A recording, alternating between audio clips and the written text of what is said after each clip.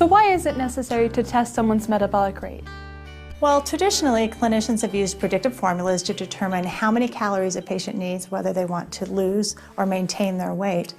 But metabolic rates vary significantly from patient to patient, and studies show that even the best formulas are off for 40% of the population.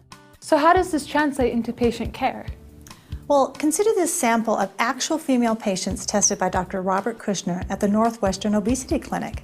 As expected, 60% of those tested had resting metabolic rates that were plus or minus 200 calories of what was predicted by formulas.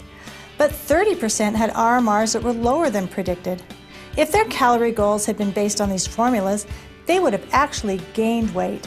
One woman's RMR was so low, she would have been eating in excess of 700 calories a day.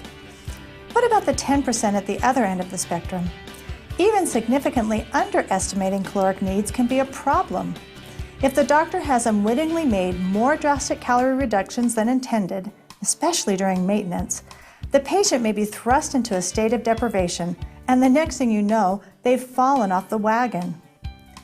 Even those who are considered normal will have varied results, because plus or minus adds up quite quickly in terms of calories.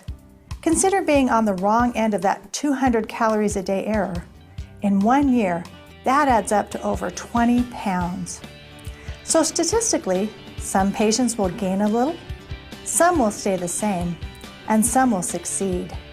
When you see numbers like this, it causes you to wonder, why would you ever put your patient's success to chance?